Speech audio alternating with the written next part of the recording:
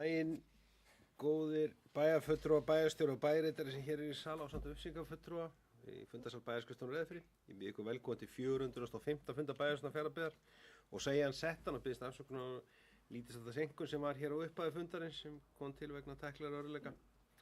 Þá ætlum við að ganga til dagskrár í dag. Fundurinn í dag er helgað náttúrulega fyrri umræðu fjárhagsáætlun fyrir árið fjárhagsáætlun Fjarðabyggðar og stofnana fyrir árið 2026 auk 3 áætlunar og það fyrsti liður hér á dagskrá eins og áður segir fjárhagsáætlun fyrri umræða. Síðan hér á dagskrá í dag einnig fundargerð bæjarráðs fundargerðir bæjarráðs númer 917 og 918 tekna saman til umfjöllunar og afgreiðslu, enginn hreyfir því andmælum. Skipulags- og framkvæmdanefndar númer 45, fjölskyldunefndar númer 42 og 43, sömuleiðis tekna saman til umfjöllunar og afgreiðslu. Stjórn menningarstofu númer 25 og síðan hér almenn mál og mál sem þetta fylgja eðlilega fjárhagsáætlun. Það útsvarsprósenta, útsvar 2026, tillaga útsvarsprósentu, gjaldskrá fasteignagjalda 2026 og reglu síðan hér reglur leikskólaþjónustu í Fjarðabyggð sem vísað frá fjölskyldunefnd og bæjarráði. Dragustabæjar breytta reglur leikskólaþjónustu í Fjarðabyggð og síðan hér ein grenndarkynning tengis byggingarleyfi við Stríðsörnssafnið. Þannig að við göngum þá til dagskrár og eins og áður segir þá hér fyrsti liður á dagskrá og fjárhagsáætlun Fjarðabyggðar og stofnana þess ásamt 3 áætlun, fjárhagsáætlun árið 26 og 3 áætlun fyrir árin 27-29. Fyrri umræða og bæjarstjóri mun nú mæla fyrir fjárhagsáætlun til fyrri umræða. Gerðu svo vel.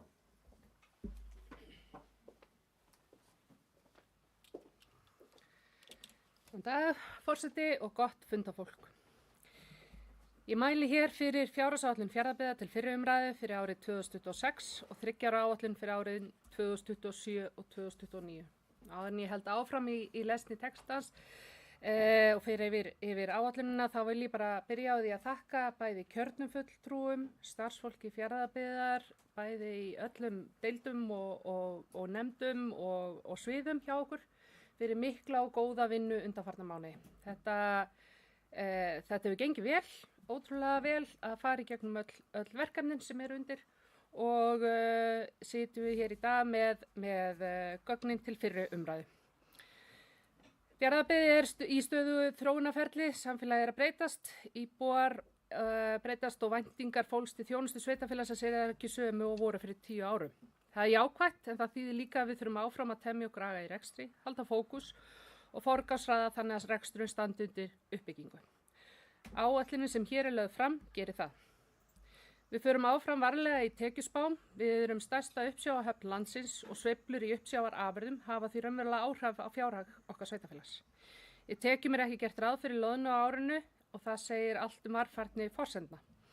Samhliða þessu kostnaðarhliðin byggð á mjög agaða á gildandi kjarasamningum, raunverulegum starfsmannafjölda og rekstrana áætlunum sviða og stofnana.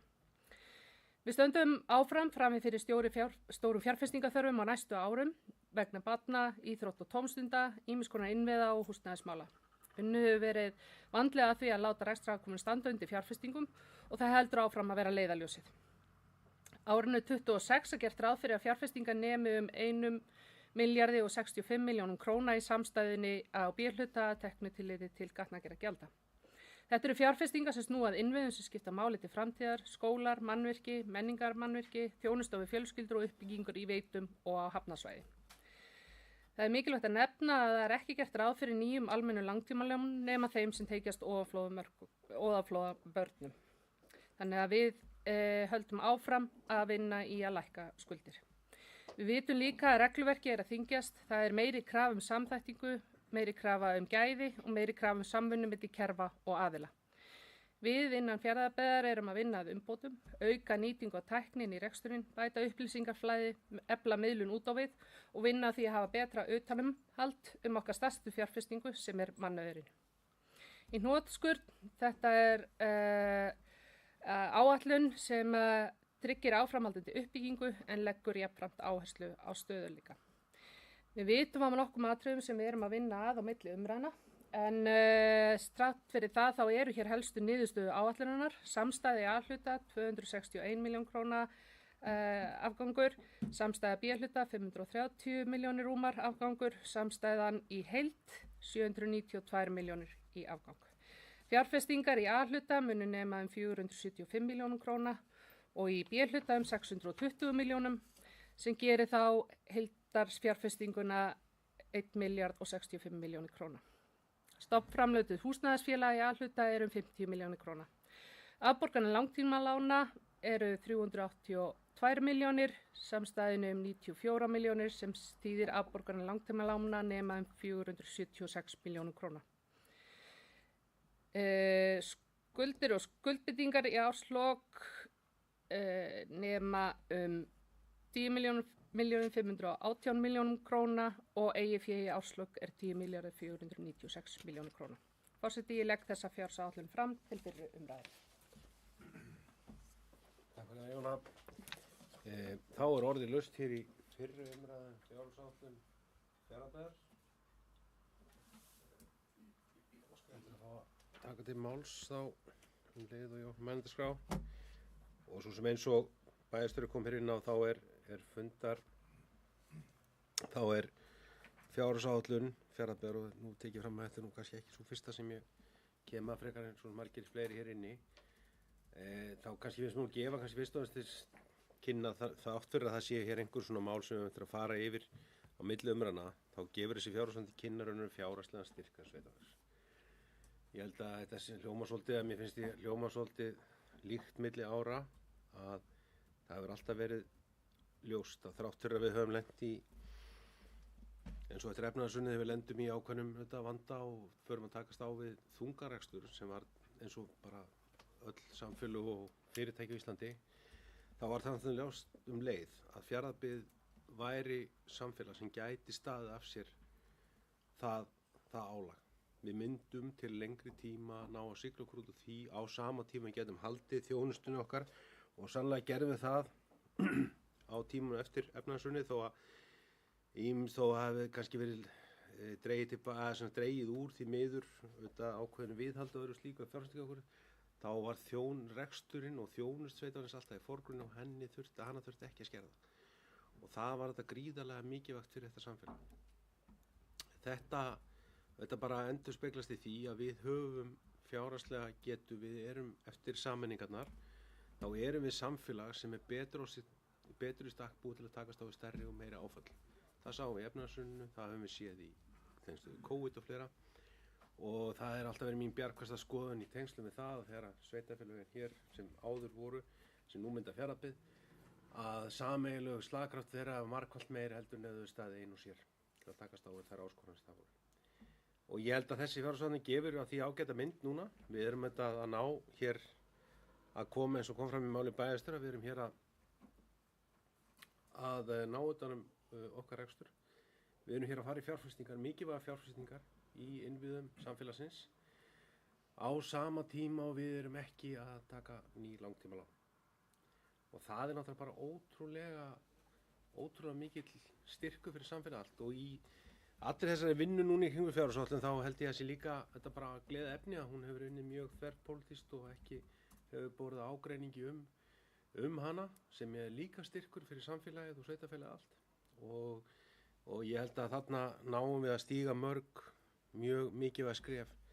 Ef við förum aðeins svona fjárfestingarhlutann sem þetta eðlilega þrátt fyrir að rekstrarhlutin sé nú miklu stærri og sé nú búið að kalla mikla rýni og það er þetta bara viðvarandi verkefni bæjarstjórnar hér hverju sinni. Það er náttúrulega bursið frá því að það þarf alltaf að vera að fara í gegnum reksturinn, skoða hann frá öllum hliðum og reyna að ná sem hagkvæmustum leiðum með þeim efnum á framtíðinni geta greitt niður skuldið þá hraðar og leið líka bara reksturinn sé gegnsær og hann sé í samræmi við það sem sveitarfélagið þarf að halda hverju sinni. Það verkefni breytist ekkert.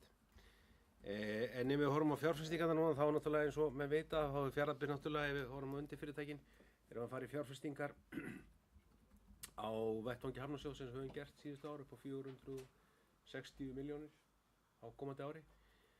Hafnarsjóður Fjarðabyggðar hefur náttúrulega verið sjálfstæður og ekki hlotið neina styrki frá hafnabátasjóði eða hinu opinbera síðan árið 2007. Við höfum fjárfest fyrir 20 milljarða á þessum árum í bættum aðstöðum í okkar höfnum til þess að geta þjónustu okkar atvinnulíf sem náttúrulega er undirstaðið í þessu samfélagi.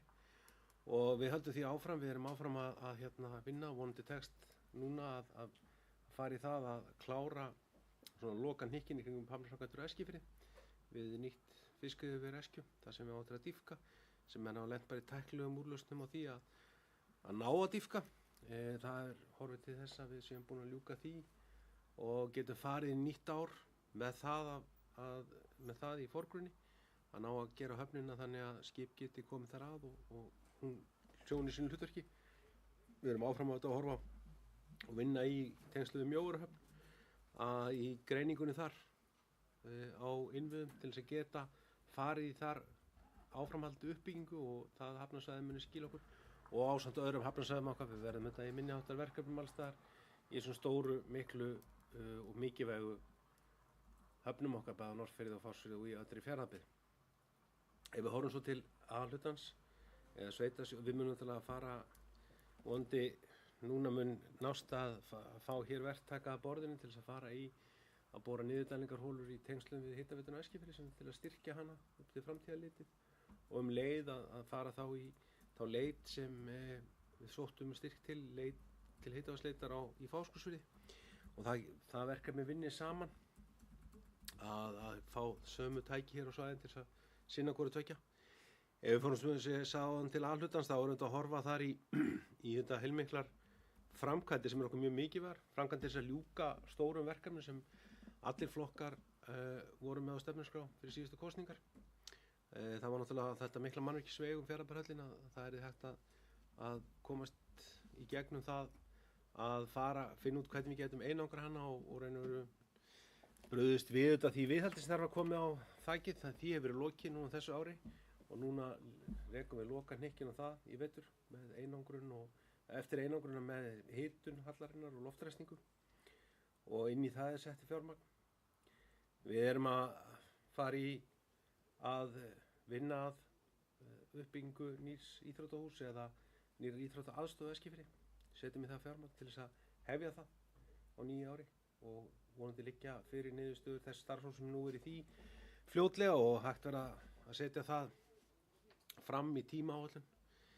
Við ætlum okkur að fara hér í uppbyggingu á Stríðsárssafninu löngu tíma bara og erum svo sem í heilmikilli vinnu í öllum söfnunum okkar og setjum auki framlag til þess því að það er ekki nóg að eiga söfn. Við þurfum að þau þurfa að fylgja tímanum, þau þurfa að fylgja tíðarandanum, þau þurfa að vera í því formi að þau geti gegnt hlutverki sínu og það var orðið mjög mikil þörf á því að við tækjum það til sérstakrar skoðunar hér í Fjarðabyggð. Ekki bara hér og Reyðarfirði heldur annars staðar og við erum þetta að vinna í því núna og Menningarstofa mun vinna í því núna krafti á komandi ári. Þar erum við að horfa ekki bara til uppbyggingan hér, við erum að ljúka skjalasafnshlutanum og koma því á eitt stað. Við erum líka að horfa til geymslu, húsnæðis, miðlægs geymsluhús fyrir öll söfnin og þetta er allt saman inn í þessum inn í það er sett rekstrarfyrirmæli og það getur unnið þessar áætlanir og það liggi fyrir á næsta ári þá fyrir nýja bæjarstjórn. Við erum að halda áfram í fyrirbyggjandi framkvæmdum eins og klæðningu á grunnskólan hér á Reyðarfirði sem var gríðarlega gott að geta farið í fyrirbyggjandi viðhald. Það er það sem hefur verið bitið okkur hvað harðast eftir efnahagshrunið og það er engin launung og hefur legið fyrir að þegar við ætlum að mæta þeim áskorunum samt sem efnahagshrunið var og gefa eftir í ákveðnu viðhaldi þá var það að býta okkur eftir þetta í allskins þegar við fórum loks í þær viðhaldsframkvæmdir marga hverja þá voru það konar í fjárfestingar stærð og vonandi tekst okkur núna að snúa því við og halda upp eðlu viðhaldi. Við erum á sama tíma að fækka húsnæði okkur og svona verða alltaf skýrari og skýrari myndaði hvert við erum að stefna með það húsnæði sem við viljum halda og þurfum að halda.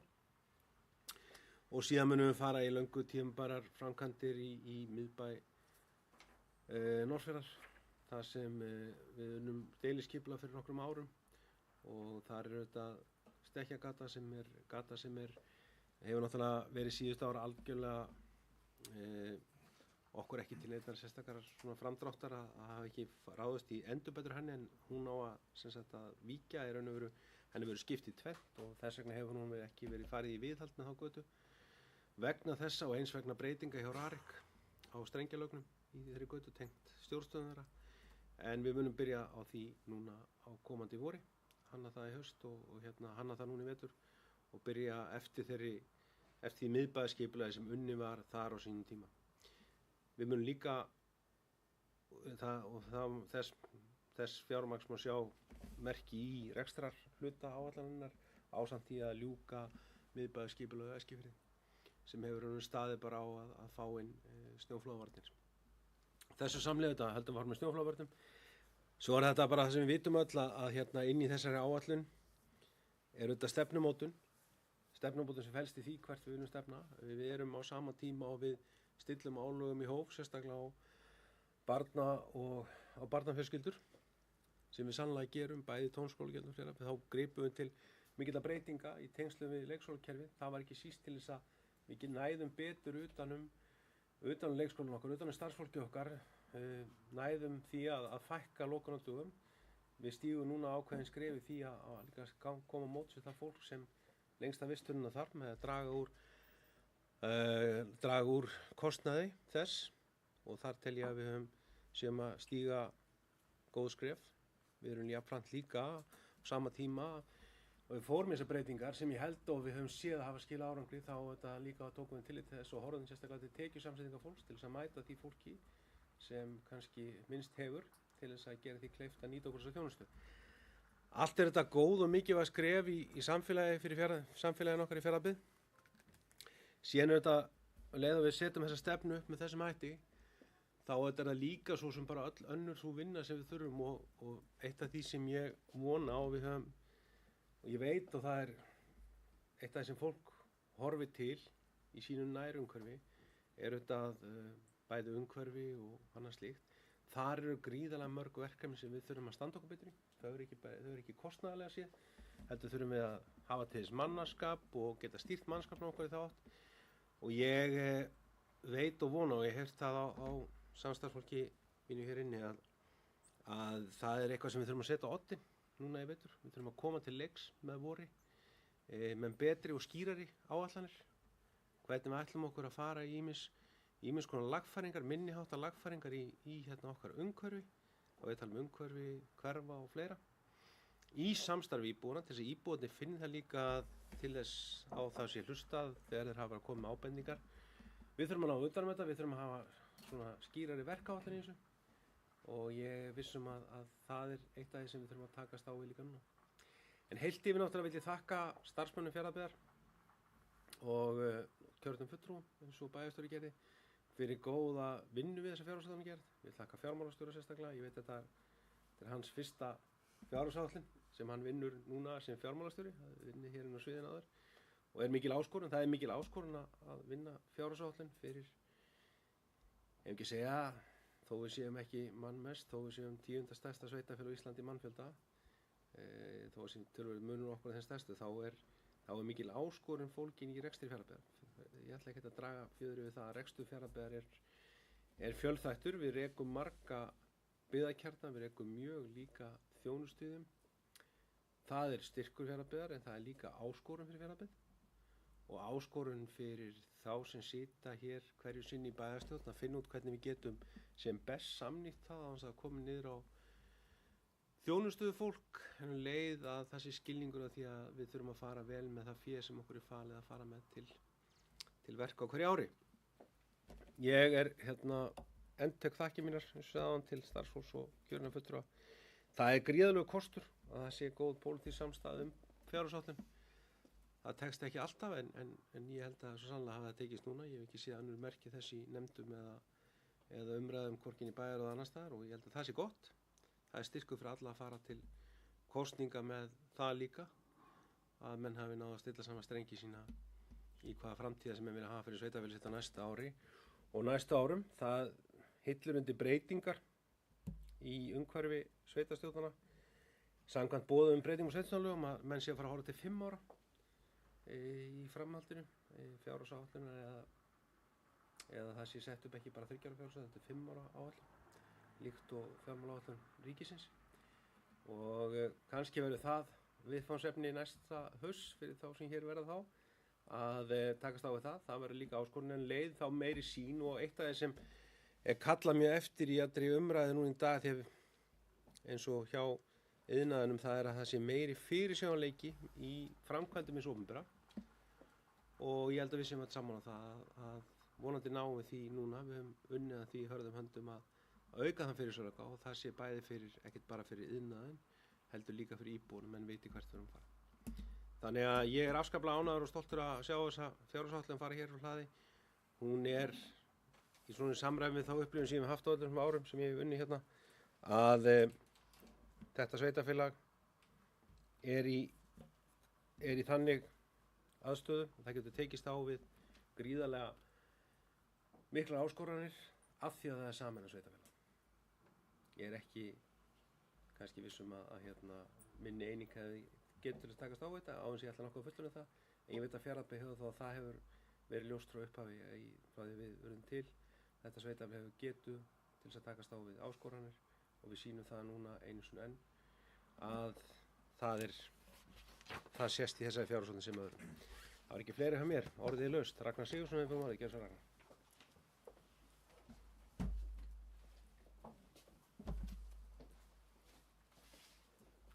Já, forseti, bæjarstjóri, ágætu bæjarfulltrúar, fylgja hér úr hlaði fyrir umræðum fjárhagsáætlun 2026-2029. Þakka bæði forseta bæjarstjórnar fyrir hans framsögu og jafnframt bæjarstjóra. Ég held að við sjáum ýmis styrkleikamerki í fjárhagsáætlun okkar og eins og þau hafa komið bæði mjög vel inn á og þá ber þar auðvitað helst að nefna að áætlaðar fjárfestingar á næsta ári nema rúmum milljarði. Og þar er verið að horfa bæði til A og B hluta og 3,5 milljarði yfir þessi 3 ár eða yfir 4 ár og við erum svolítið að leggja áherslu á það, við erum að ljúka málum. Við erum að ljúka málum sem hafa verið bæði á þessu ári og svo inn í fjárhagsáætlunina, bæði viðhaldsmálum og fjárfestingum sem hafa ýmist verið byrjuð í framkvæmdum eða verið í umræðunni og þarna erum við auðvitað að gera ráð fyrir að byrja á uppbyggingu íþróttahús á Eskifirði sem hefur auðvitað verið bagalegt ástand þar undanförnum árum að hafa enga íþróttaaðstöðu þar. Við erum auðvitað byrjuð á Fjarðabyggðarhöllinni og gerum þá ráð fyrir að klára þá framkvæmd á næsta ári og stríðsárasafnið eins og Jón Björn kom inn á. Við höfum verið í stórum viðhaldsfjárfestingum í okkar grunnskólabyggingum eins og þakinu á Eskifirði og erum núna í þakinu Breiðdalsvíkurskóla.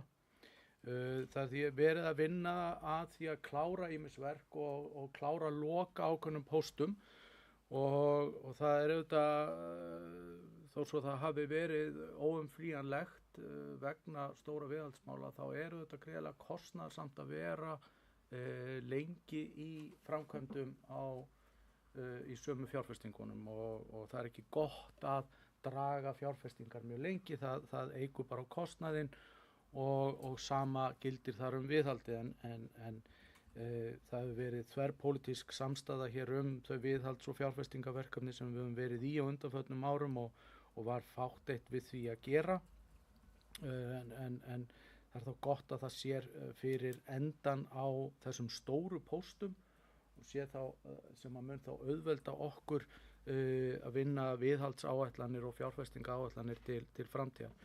Þær fjárfestingar sem við erum að fara í á næsta ári snúa fyrst og fremst þjónustu við börn og fjölskyldur. Þetta er íþrótta- og tómstundastarf. Þannig að þarna erum við að horfa til bættra lífsgæða. Og það er afskaplega mikilvægt og eitt af þeim styrkleika merkjum að þrátt fyrir að vera að auka talsvert í fjárfestingu á næsta ári að þá er ekki gert ráð fyrir neittri almennri lántöku fyrir utan það eru lántökur sem eru hjá ofanflóðasjóði sem eru 20 milljónir árlega og flokkast ekki undir almenna lántöku. og þarna er svona kannski skýrasta dæmið það að rekstur sveitafélagsins fer batnandi og þetta eru styrkleika merki eins og Jón Björn og Jón Árni komu hér inn á. Og á þessum árum þá lækkar skuldahlutfall samstæðu úr 116% niður í 73% árið 2029 samkvæmt áætluninni og skuldaviðmiðið lækkar niður í 40%. Og við erum að gera ráð fyrir að vaxtaberandi langtímalán lækki úr 5,5 milljörðum niður í 3,4 milljarða í árslok 2029. Og á sama tíma eins og Jóna kemur hér inn á, þá við með mjög varfærnislega tekjuáætlun. Við erum ekki að gera ráð fyrir tekjum að loðnuveiðum og meðan að það ríkir óvissa veiðiheimildir og þá höfum við bara einfaldlega tekið upp þá stefnu að vera ekki að gera ráð fyrir neinum tekjum og ekki vera að vera með neina óskhyggju í þeim efnum. Það kemur þá bara sem viðbætur inn í tekjurnar og vonandi verður það og ég held að sé alveg jákvæð teikn á lofti hvað það varðar að það verði allavega gefnar út einhverjar aflaheimildir á næsta ári þó svo að þær verða kannski ekki stórar í sögulegu samhengi. Þannig að ég tek þá bara undir í rauninni það sem hefur komið hér fram. Við verðum áfram að horfa til þess að leita leiða til þess að hagræða í rekstri vegna þess að við verðum þá líka að horfa til þess að koma í veg fyrir mögulega lántöku þörf ef við verðum fyrir óvæntum skakkaföllum eins og í viðhaldsmálum. Þannig að pressan á okkur áfram og það má lítið út að bera. Það fjárhagsáætlunin ber þess glöggt merki að ef við ætlum að halda áfram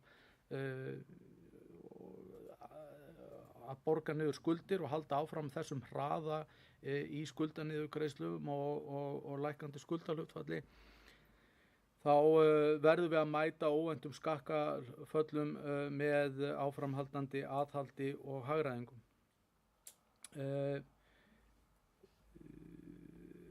Það erum við auðvitað að halda áfram bara á þeirri braut sem við höfum verið á, bæði varðandi aðhaldi í starfsmannaþróun sveitafélagsins. Við sjáum það í fjárhagsáætlunum að ársstöðugildum fer fækkandi og orðin færri en voru árið 2018 eða 19 minnir mig. Við erum að fækka eignum og þar mannvirkjahópur að störfum þar sem við skilum ákveðnum tillögum og höfum verið að vinna með ákveðnar tillögur sem ég held að muni gagnast okkur inn til framtíðar. Þar höfum við valmöguleika sem við þurfum að vinna með og þar eru valkostir til framtíðar. Þannig að ég held að þessi fjárhagsáætlun hún endurspeglar ábyrgð og hún endurspeglar ákveðin stöðuleika sem við erum að ná og hún endurspeglar jafnframt líka metnað í þjónustu og innviðauppbyggingu sveitafélagsins. Varðandi gjaldskrár þá verið að gera ráð fyrir 3,9% hækkunum á almennum gjaldskrám sveitafélagsins og þar verið að horfa á það verðlagsþróun gert ráð fyrir að almenn verðlagshækkanir verða 3,2% en launahækkanir verða eitthvað 4,5% eitthvað svoleiðis, þannig að við erum að fara svona mitt á milli þar og sveitafélög hafa verið þarna á þessu reiki frá 3,2% og eitthvað fyrir 4%. Þannig að við erum svona þarna mitt á milli og fjölmörg sveitafélög eru í þessum 3,9% sem ég tel hóflegt. En eflaust verða einhverjar breytingar á gjaldskrám eins og tekið fram í fjárhagsáætlun. Þá eigum við eftir að ákveða gjaldskrá varðandi sorphirðuna og svo erum við að gera ráð fyrir lækkun leikskólagjalda fyrir þar að segja 7. og 8. tíman. Þannig að það er ekki algilt að 3,9% hækkun sé í gildi heldur þetta breytilegt eftir einhverjum gjaldskrám en almennt tölum við 3,9% hækkun. En að lokum þá vil ég bara taka undir þakkir til fjármálastjóra og fjármálateymisins ásamt starfsfólki sveitafélagsins og öllu nefndarfólki og þeirri þverpólitískri samstöð sem hefur verið í öllum nefndum og í bæjaráði við vinnu þessara fjárhagsáætlunar. Það hefur verið full samstaða í öllum þeim skrefum sem við höfum tekið í þessari vinnu og allir þeirri tillögugerð. Takk fyrir Ragnar. Stefán Þór Eysteinsson við beðum orðið, gerðu svo Stefán.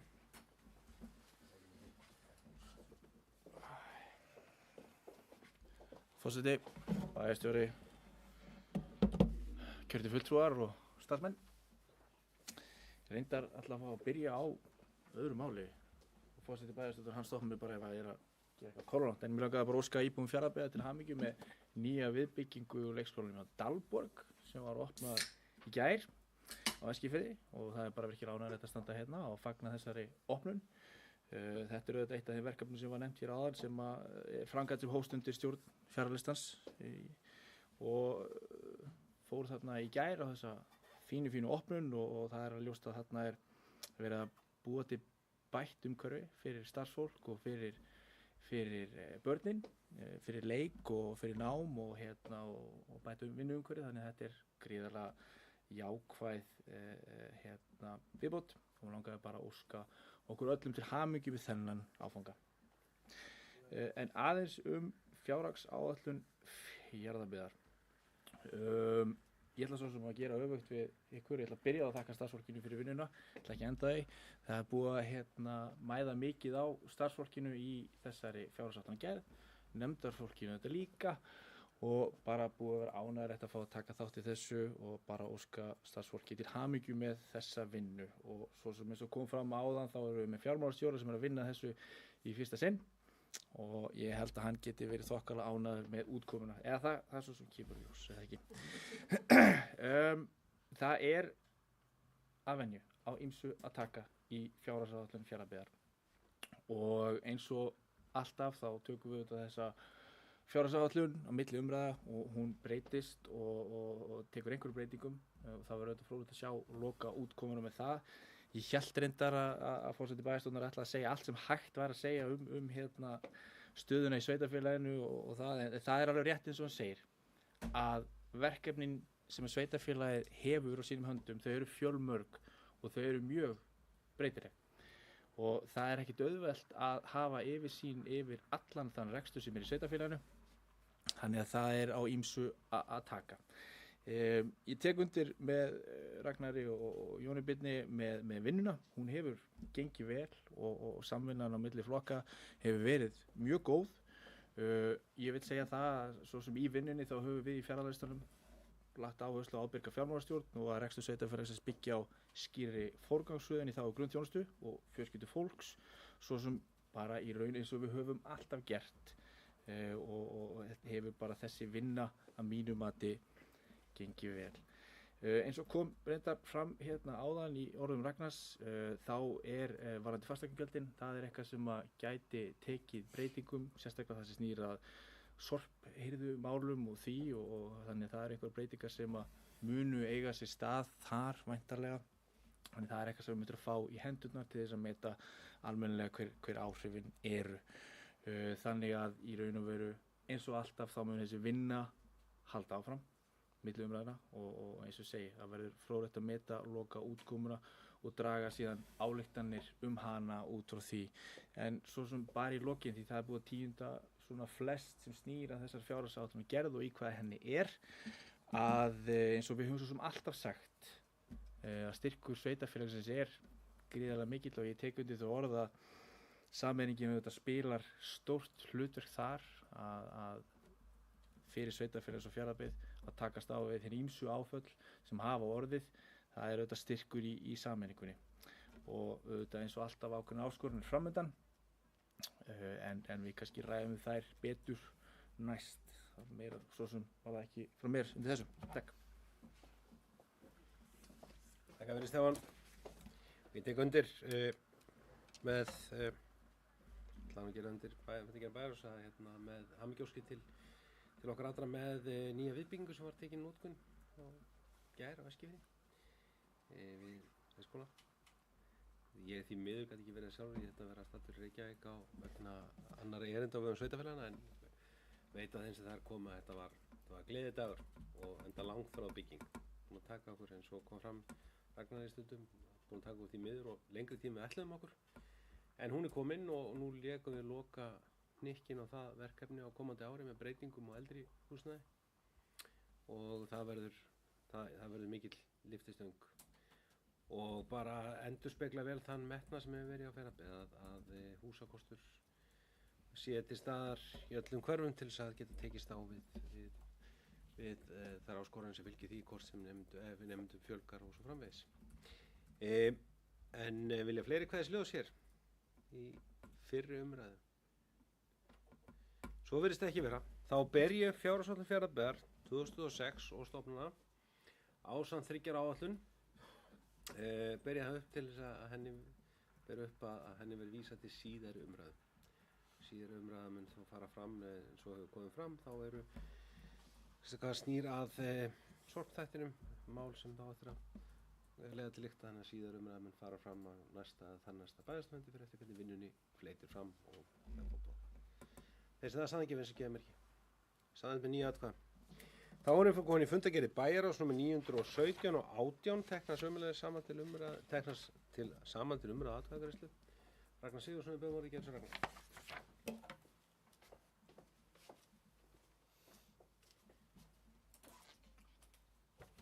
Takk fyrir forseti bæjarstjórnar og bæjarstjóri ágætu bæjarfulltrúar. Ég ætla að fara hér yfir 917 og 918 í fundargerðum bæjarráðs.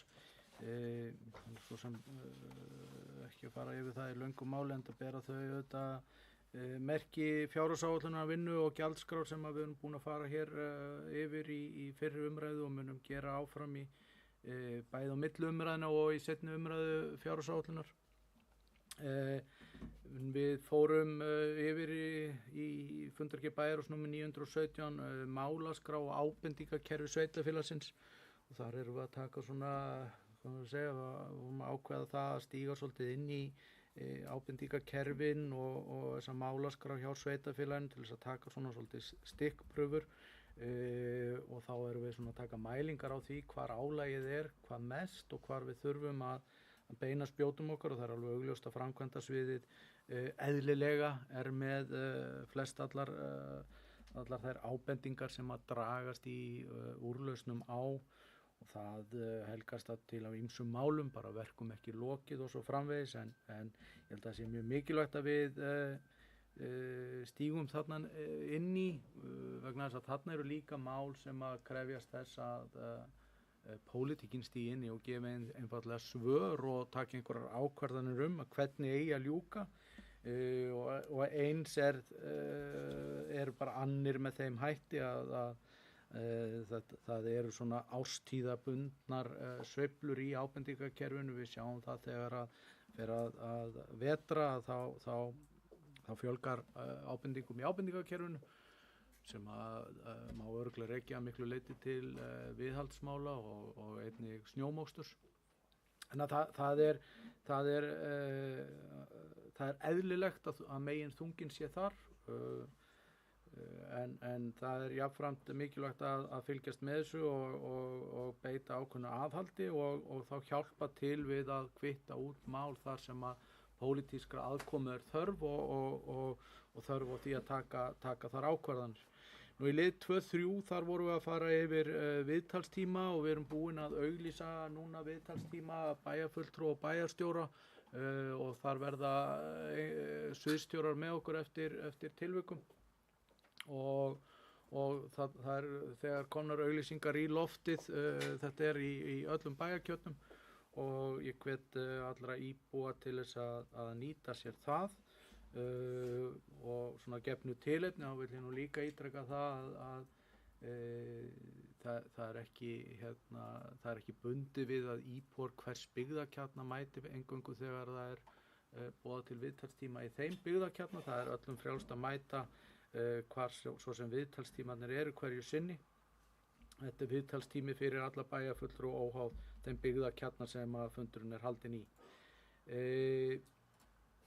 Nú öðru leyti þá fengum við Brák í heimsókn til okkar, þau hafa auðvitað verið hér í mikill uppbyggingu og þarna erum við að fara yfir aukna samstarfsfleti með þeim. Bríet og við erum auðvitað í miklu samstarfi við Bríet og vorum svona þeim sveitafélögum sem að fór fyrst inn í það. Jafnframt erum við líka í samstarfi við Brák og það hafa verið mikil uppbygging hjá báðum þessum leigufélögum á undanförnum árum og Bríet að koma sterkt inn í að taka þá yfir þau leigufélög sem eignir sem við höfum verið með í félagslega húsnæðiskerfinu okkar og hefur verið með miklum sóma það samstarf og einfaldar okkur talsvert í þeim viðhaldspotti sem við erum alltaf að annast og þarna mun betri yfirsýn og mun meiri skýrleiki og mjög farsælt skref sem við tókum. Í fundargerð Bæjarás númer 918 þá þar verið að fara mjög mikið yfir gjaldskrármálin hjá okkur og þar var lögðu meiri hlutinn fram bókun varðandi gjaldskrár leikskóla, svo sem ekki að lesa hana upp eða fara yfir hana í löngu máli en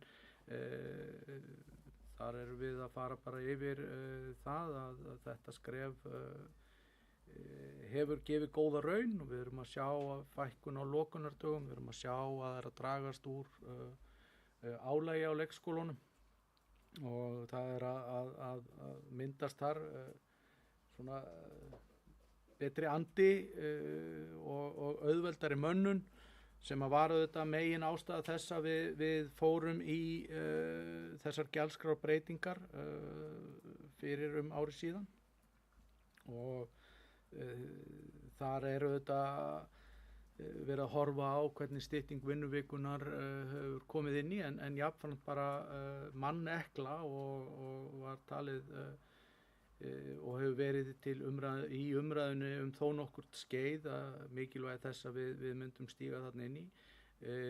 Við höfum síðan frá því að við fórum í þessa umræðu upphaflega þá höfum við lækkað við lækkuðum þá í þeirri ákvarðanatöku upphaflegt skráningargjald sem var þá 5.000 og við lækkuðum það niður í 3.000 fyrir gildistöku gjaldskránar og núna erum við síðan að horfa til þess að lækka 7. og 8. tíman og gera þá reglurnar og gjaldskrána einfaldari og skýrari. Það er að segja að tíminn umfram 7. tíman kosti hið sama og það séu þá 10.000 krónur sem að leggjast ofan á 7. tíman og svo aftur þá þann 8. og þetta bókuðu við í þessum anda meiri hlutaflokkarnir og fjarðalistinn bókaði jafnframt sem þeir taka undir að þetta sé farsælt skref. Það er að segja þessi lækkun. Að öðru leyti þá held ég þurfi ekki að fara neitt inn í gjaldskrár umræðuna neitt frekar. Hún auðvitað inn í fjárhagsáætluninni og allir geta séð þar erum við að miða við almenna hækkun gjaldskrárhækkanir 3,9% sem að fylgir þá verðlags og launaforsendum. Takk Ragnar. Orðið laustum fundargerð Bæjarás, Stefán Eysteinsson við beðum orðið Gerðisöðustef. Forseti.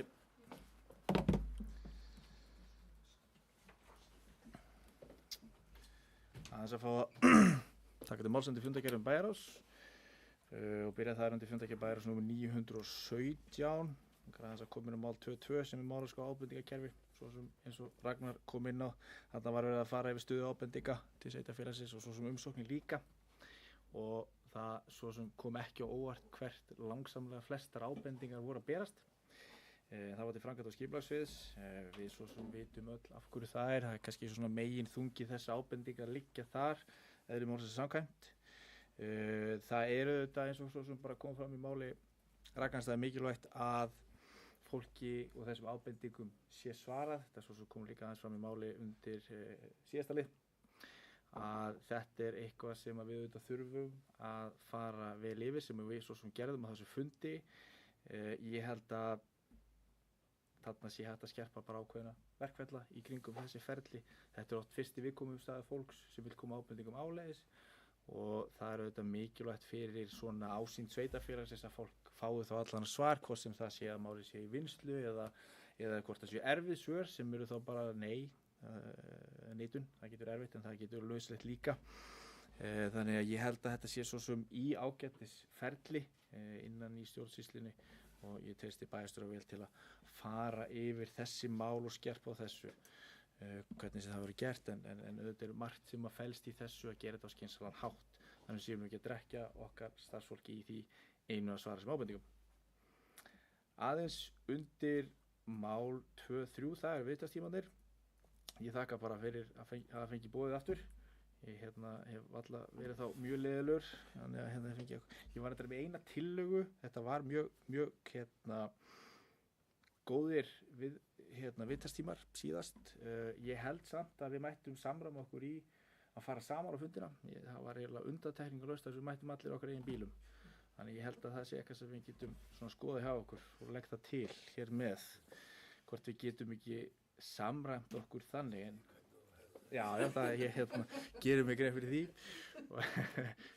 og kannski best að ég fara á bílnum svo þess að ég skilin eftir en en þetta voru góðir fundir yfirleitt og mæli eindregið líka með því að sviðsstjóri framkvæmda komið með okkur því að 90% mála snerist að þeim málflokki.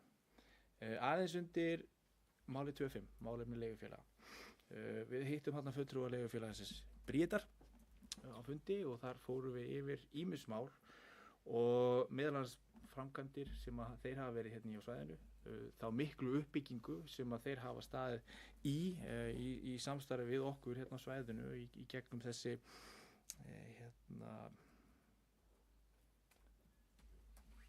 í gegnum stofnframlög, nákvæmlega, takk fyrir. Já, og brák, einmitt. Því að það eru þetta eins og við þekkjum í þessari íbúa uppbyggingu sem er framundan. Við erum auðvitað með húsnæðisáætlunina sem að við tókum fyrir ekkert svo löngu, við samþykktum hana auðvitað fyrir þetta ár og hún er auðvitað núverandi í endurskoðun. Það þarf mun meira að koma til á næstu árum en hefur verið hjá okkur. Við erum auðvitað með ýmis atvinnuverkefni í sigtinu sem við auðvitað höfum öll áhuga á að fá inn á svæðið og það er ljóst að eftirspurn eftir húsnæði mun aukast. Þessi bæði félög hafa svo sem komið með leiguhúsnæði og það hefur svo sannlega verið eftirspurn eftir því í flestum kjörnum. Þannig að það er auðvitað nauðsynlegt að við höldum áfram samstarfi við þessi félög til að mynda Bríet, Brák og auðvitað verktaka á svæðinu sem hafa áhuga að byggja hjá okkur því að það er alveg ljóst að eftirspurnin hún mun einungis aukast í þessu. Aðeins undir lið 26 sem er aðalfundur heilbrigðiseftirlit Austurlands, bara að vekja athygli á þessum fundi, aðalfundi sem er haldinn hérna 13. nóvember fyrir alla sem eru áhugasamir málefni heilbrigðiseftirlitsins að mæta fund, ég veit þeir eru mörg. Aðeins undir fundagerð Bæjarás 918. Aðeins að koma inn á mál 32 sem eru styrkir til nýtingar og leitar á jarðhita sem er þetta áhersluverkefni jarðhiti jafna leikinn eins og þeir hafi flest heyrt og hafi eflaust gríðarlega mikinn áhuga á. Við fengum styrk úr þessu áhersluverkefni til þess að bora á Fáskrúðsfirði tilraunar borholu og þetta er auðvitað gríðarlega mikilvægt áhersluverkefni fyrir okkur. Við auðvitað erum á þessu kalda svæði, svokallaða, þurfum að nota okkur raforku til að hita okkar hús. Sumir þurfa að kynda með olíu, við erum svo heppin að þurfa þess ekki.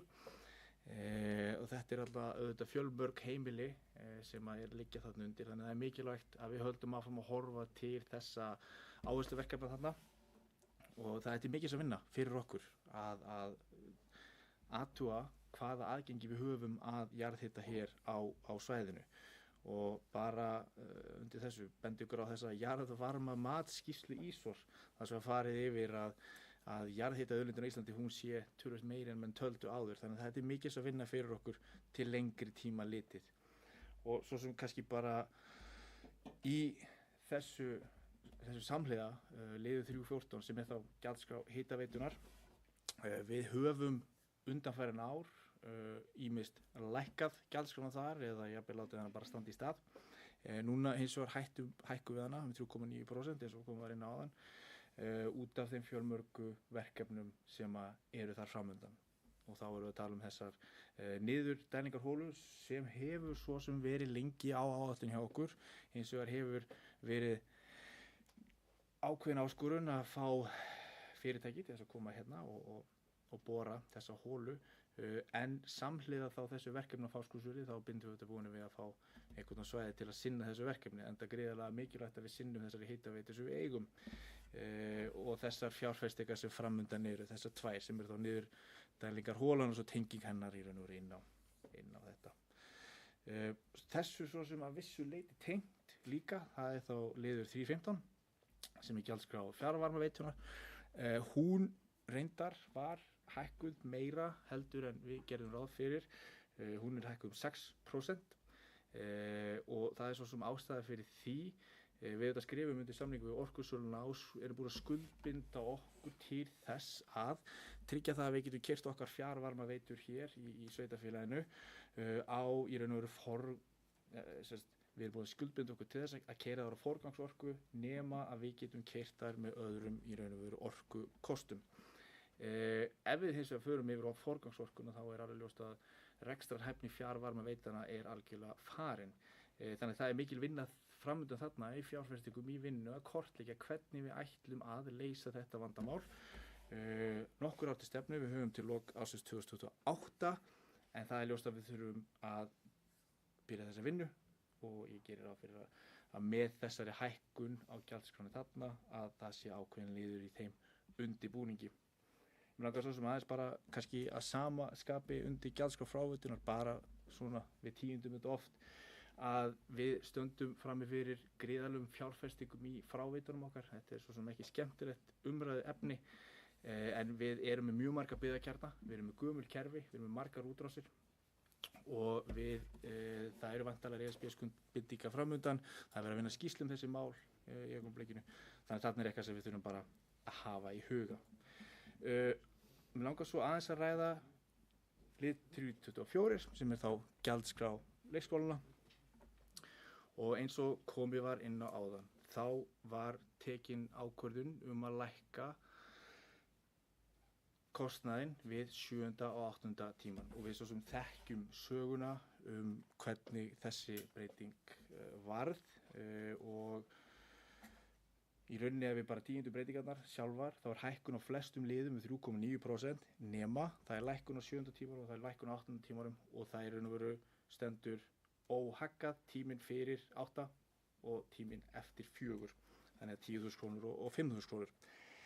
Við svo sem auðvitað á sínum tíma þegar við fórum þessar breytingar vorum öll sammála að þetta voru áskoranir og eru auðvitað ennþá áskoranir í þessum rekstri eða svona það sem kannski kemur að starfsmannahaldinu og því að halda auðvitað leikskólum opnum og þessi í raun og veru starfsmannaánægja sem þetta var inni. Við svo sem vöruðum við þessum miklu hækkunum á 7. og 8. tímanum. Eins og við svo sem tók fram á sín tíma okkur leist vel á þær breytingar að lækka gjaldskrána fram að 6 tímanum og það vel. En þessar breytingar, þessi mikla hækkun sem átti sér stað á 7. og 8. tímanum, þær vissu við að myndu bíta marga, myndu bíta okkar viðkvæmustu hópa sem og ég held að miklu leyti hafi verið raunin. Við auðvitað fögnum því að hér sé verið að lækka 7. og 8. tíman til þess að koma til móts við þessar breytingar og við í raun og veru samþykktum þetta enda teljum við þetta vera rétt skref. Sama skapi held ég sé mikilvægt að við áreitum það að þetta rétt skref. Við þurfum að halda áfram að rýna þessa gjaldskrá sérstaklega til þess að tryggja það að við séum í raun og veru að grípa utanum það sem þurfa á þessari þjónustu að halda og við séum ekki að í raun og veru setja fólk í þannig stöðu að það þurfi að taka börnin sig út úr skólanum að þeir hafi einfaldlega ekki efni á að vera með það, jafnvel þó þau þurfi þess. Við höfum heyrt fjölmörg dæmi það og að eins og segi, þetta getur komið niður á því fólki sem í hvað viðkvæmustu stöðu í samfélaginu. Þannig að þetta er auðvitað jákvætt skref sem við köllum eftir á sínum tíma. Það var auðvitað vel í lagt að hækka allt upp í 66% gjaldskrána fyrir þá 8 tíman pluss og þennan auka tíma. En eins og segi, við fögnum þessu skrefi, bendum auðvitað á að þetta er eitthvað sem við ræddum á sínum tíma að væri of brött breyting. Að samaskapi í bókun meirihlutans kemur fram jákvæðar breytingar, tala jákvæðar breytingar. Svo sem engin tölugögn sem liggja þar fyrir, önnur en þá bara tilfinning meirihlutans væntanlega að þetta sé raunin. Ég get svo sem ímyndað með það að fjölbreyttari vistunartími sé svo sannarleika sem hafi orðið til, enda sé þarna fólk úti sem hafi tekið ákvörðun að taka börnin sín út úr leikskólanum á tíma til þess í raun og veru að þessar breytingar myndi ekki hafa of mikil áhrif á fjárhaginn. Annað sem við rákum augun í fjárhagsáætlunargerðinni með leikskólana er að hér er fækkun leikskólabarna í næstum öllum leikskólum í Fjarðabyggð. Og ég velti til að mynda fyrir mér þessar jákvæðu breytingar sem menn telja að þessar verðskrár hækkanir hafi haft. Hversu mikið getum við skrifað á til að mynda þessa fækkun? Fækkunin er auðvitað ákveðið áhyggjuefni en ég á svo sem ekki vonu öðru en þessi gögn verði 10. á einhverjum tímapunkti þegar menn fara yfir þessar breytingar. Svo sem við höfum nú rætt hvaða mælikvarða menn ætla að notast við og ég efast ekkert að miða við þær hækkanir sem áttu sér stað hér á 7. og 8. tímanum að það hafi dregið úr vistunartíma barna. Ég hins vegar held að það sé alltaf einfalt, að það sé eini mælikvarðinn til þess að meta hvort að árangurinn sé góður eða ekki í þessu máli. Við erum að tala grunnstoð í samfélaginu og við vitum auðvitað að stytting vinnuvikunar, hún hefur ekki náð jafn langt á almenna markaðnum eins og hún hefur gert á hinum opinbera. Við svo sem rættum þetta sín tíma, við sem byrja á vissuleiti á röngum stað í þessu. Þannig það er í margt að líta þegar það kemur að þessum breytingum og ég svo sem á vonu því að þetta verði 10. í gögnum og að við munum fara yfir þetta vel á komandi ári því að eins og ég segi, gott skref, sammála því og hef ekki trú á öðru en að við munum taka þetta fyrir í fjölskyldunefnd áfram þar sem við förum yfir þessar breytingar og metum áhrifin á þeim. En meira var það ekki meira. Vilji, takk. Takk fyrir það, Stefán. Ragnar Sigurðsson beðum orðið, gerðu svo Ragnar. Stefán. Gerðu svo. Lítinn? Já.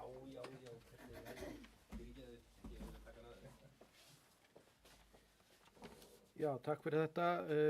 Fyrst varðandi lið 314 í fundargerð bæjarráðs nr. 918. Það var rétt sem að Stefán kom inn varðandi gjaldskrá hitaveitu. Þar er gert ráð fyrir 3,9% hækkun í samræmi við almenna hækkun gjaldskrár og þar er auðvitað verið að horfa til fjárfestinga í hitaveitun okkar og þar höfum við verið að horfa á niðurdælingar á Eskifirði og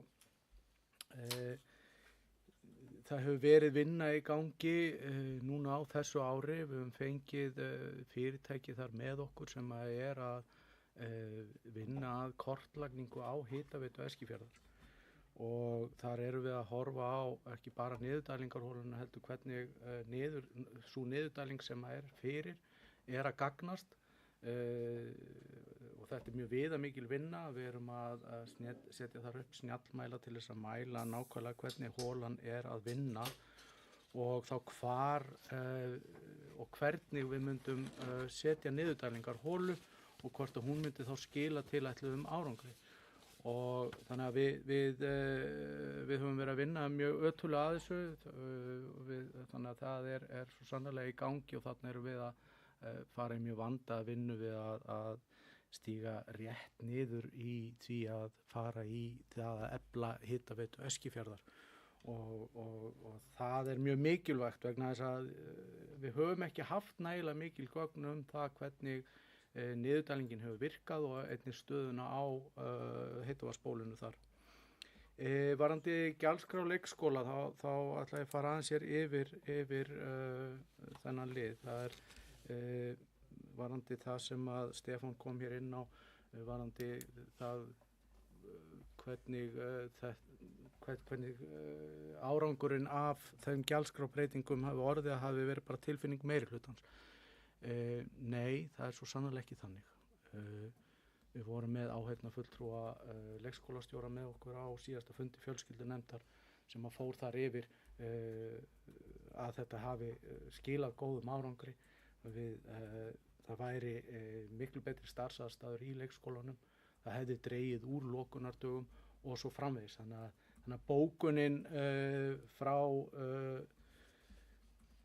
í bókun meirihlutans ekki byggt á tilfinningu, heldur samtölum við leikskólastjóra, við starfsfólkið og þannig að það hérna ekki svo að þetta sé eingöngu tilfinning en ég tek alveg undir að áfram þarf að mæla þetta og sjá hvort að það sé einhverjir hópar sem að verða út undan og ég ekki alveg viss að það sé rétt hjá oddvita Fjarðalistans að þetta hafi komið í veg fyrir að börn hafi farið í leikskóla vegna þess að við erum með þetta hæstu tekjutengingum afsláttum vegna tekjutengingar á landinu.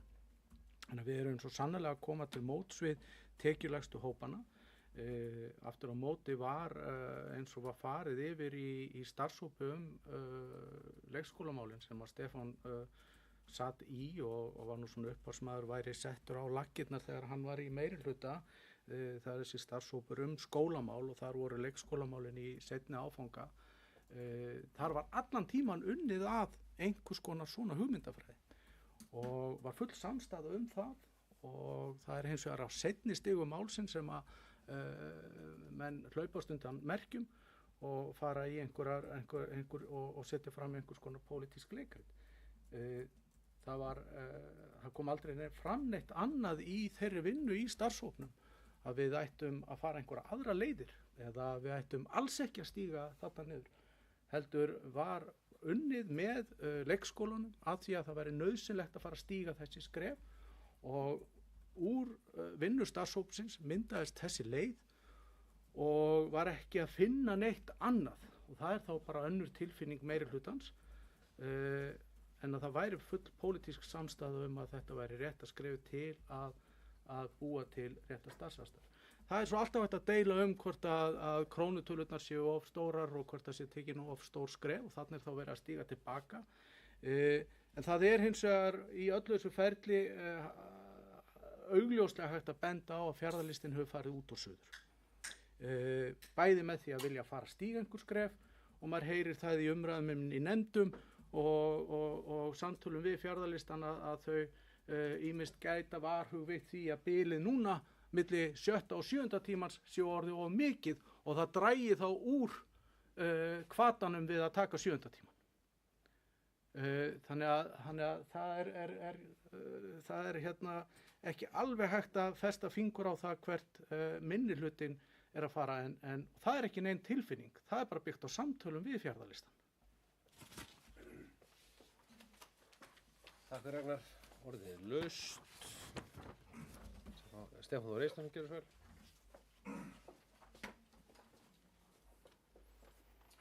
Forseti, ég held að sé á nokkru að taka hérna í þessu með leikskóla gjaldskrána. Kannski bara byrja á því sem snýri að starfshópnum leikskólamálum. Starfshópurinn auðvitað skilaði sér ákveðnum tillögum inn í fjölskyldunefnd sem voru síðan þar ræddar. Þar kom fram önnur tillaga frá Fjarðalistanum að í raun og veru fresta þessari vinnu, halda fram að tala við foreldra, því var hafnað og því fór sem fór.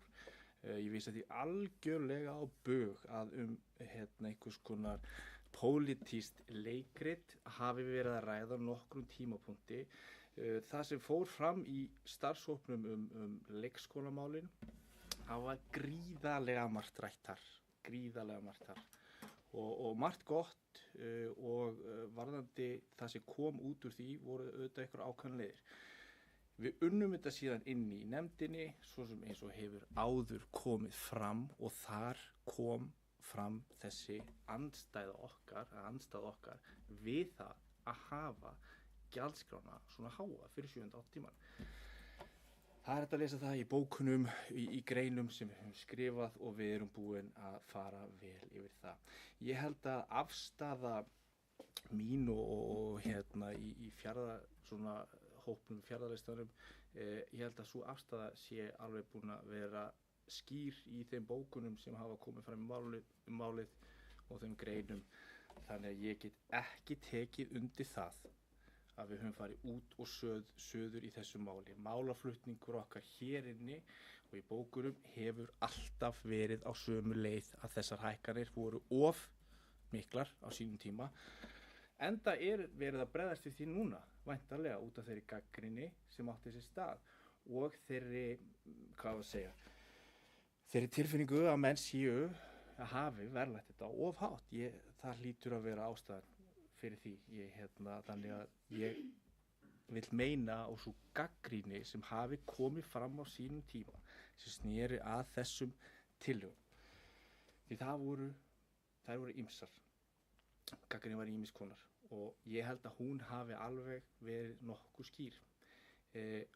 Aftur, ég segi að við fögnum þessu skref að lækka þennan kostnað. Ég reyndar langar líka að leiðrétta eitt með, ég átti ekki við að fólk hafi hætti að fara með börnin í leikskólanum, heldur dregið úr vistunum tímanum út af auknum kostnaði. Og það er hitt í þessu líka sem við höfum svolítið rekið okkur á.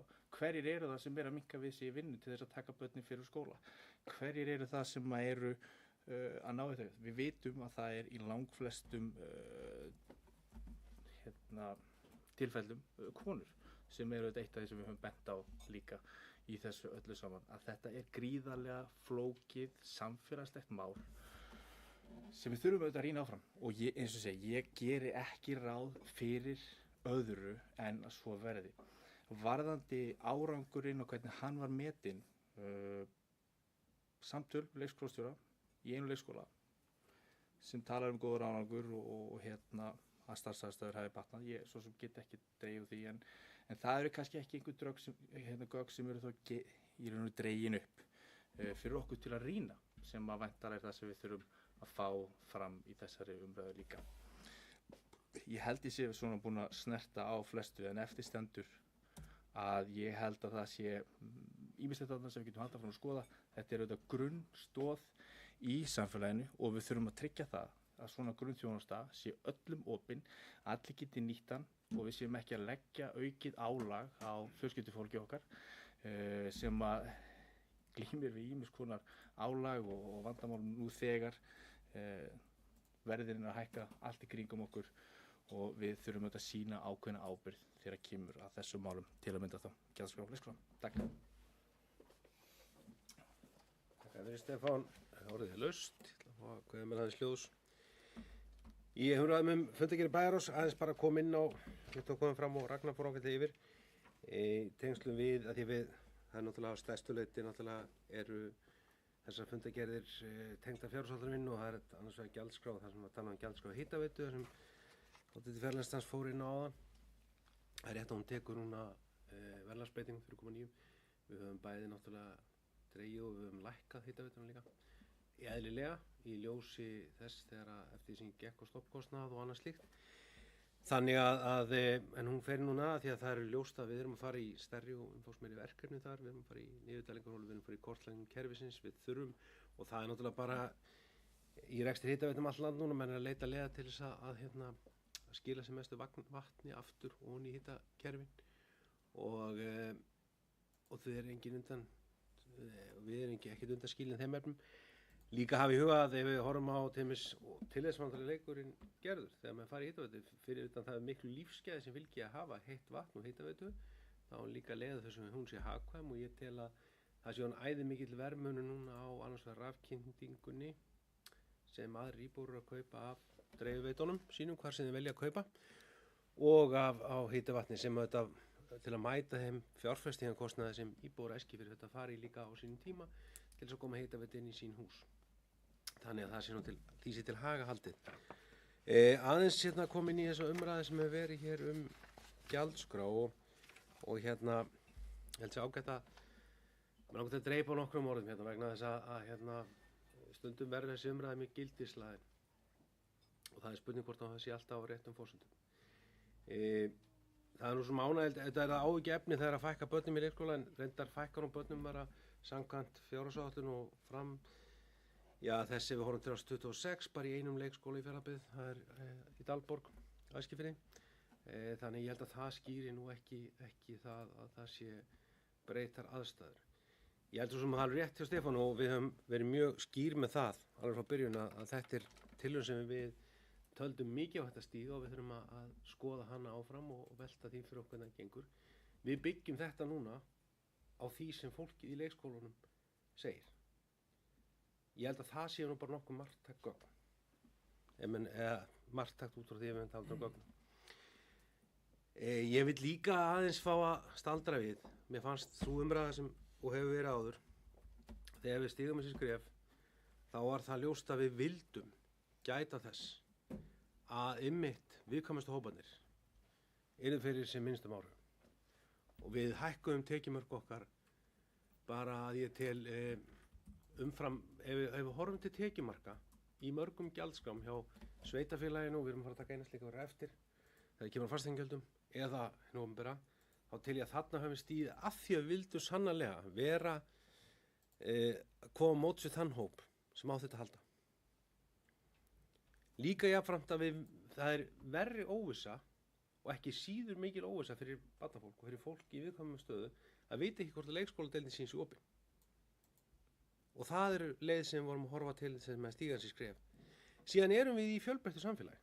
Hér er mjög fjölbreytt vinna og mjög fjölbreyttu vinnutími og ég er nokkuð viss um það að fyrir sambúðarfólk, auðvitað er þetta erfitt fyrir þá sem einstæðir eru, fyrir sambúðarfólk þá sköpuðust þetta möguleikar með sveigjanleikanum til þess að það skipti á milli sín. Og það er þrú upplifun sem ég fengi að heyra frá líka í gegnum leikskólastjórana frá notendum. Að fólk fór að vinna með, þú veist, það er með sitt hvern vinnutíman, það er hvort sem er í vaktavinnu, þetta er sjós, þú veist, það er ýmsar möguleikar uppi og stóra máli var í þessu öllu, var að líka auka sveigjanleika fá okkar, leikskólakerfi, til að vinna með sveigjanleikan í sínu starfi.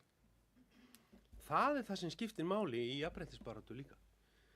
Og mér finnst það svona að hafa vantað inn í þessa umræðu og þessa gagnrýni sem hefur gengið aðalega út á, held ég, 7. og 8. tíman og sem við erum að lækka núna og menn eiga þá að gleðjast, Stefán, yfir því að það sé það hafa verið hlustað einhver leyti á þá gagnrýni og já, ég veit að en um leið tel ég skil það, þú veist, til þess var horft að við myndum ná utanum það að gera starfsaðstæður á leikskólanum þannig að hann geti verið opinn, við myndum ná að glíma ekki við manneklu, við myndum reyna að búa til sveigjanleika í kerfið okkar, sveigjanleika gagnvart foreldrum, við myndum geta mætt heim sem minnst hafa með að auka tekjumörkin og þannig var til byrjunar horft. Það þurfti að fara að takast á þetta mál. Og á þeim tímapunkti sem við búið að fara í gegnum að ég taldi þetta ítalega umræðu að taka þókið menn haft á því mismöndi skoðanir að þetta var að takast á það. Og til þess að þetta stíga skref og síðan þetta aðlaga kerfið að því og ég held að við séum að gera það vel. Ég vona það að þetta komi og ég veit að þetta kemur sér vel fyrir fólk sérstaklega núna þegar að menn glímaði verðbólgu þá stígum þetta skref á móti og lækkum þetta og leið held ég að líka fólk sé farið að finna og sjá möguleikann í þessu kerfi. Að því 6 tímanir sem uppi staðan eru náttúrulega leið líka lægri.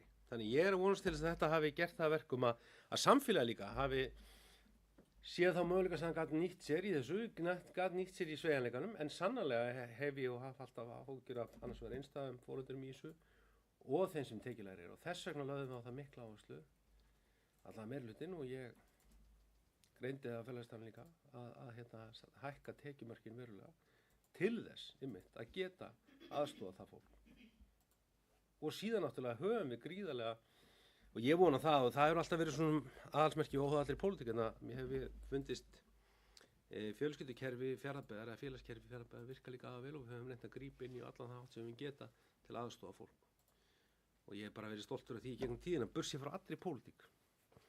Þannig að ég vona svo sannlega að að þetta skrif núna komið sér vel og veita og fagna því að Stefán sé næstu hjá henni sammála í þessu máli og sé bara herslu munur sem vantar upp á og við getum svo unni með það áfram því sannlega svo þurfum að taka eftir þennan vetur eða næsta næsta bæjarstjórn og næsta fræðslulemdir eða næsta fjölskyldunemnd, ætla ég nú að segja, getið með tekið saman, þú veist, við getum tekið þá töluleg gögn út úr hvað varðar lokanir og veikindi og fleira hjá starfsfólki og séð og unni með það því að þá er komin ennþá meiri reynsla en svona fyrstu sín virðist kerfið vera að skila okkur þó þessu og ég vona að með þessu tekist okkur og svo sem öðru sem fjölskylduna þeir vera að taka til umfjöldunar svona athugasemdir sem koma við túlkun stöku leikskóla á sveigjanleika kerfisins að mæta því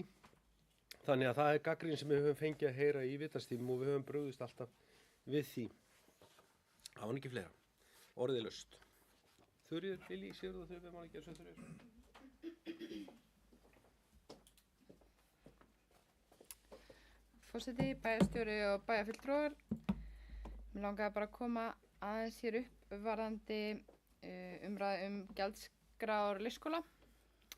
Ég satt vissulega ekki í starfshópnum né í fjölskyldunefnd en hef verið inn í umræðinu hérna í bæjarstjórn og sjálfsögðu innan meirihlutans og allt fram eftir því. Mér langar bara aðeins að koma og með svona mitt sjónarhorn hvort sem það sé kannski svolítið samblanda því að vera móðir barns á leikskóla og bæjarfulltrúi.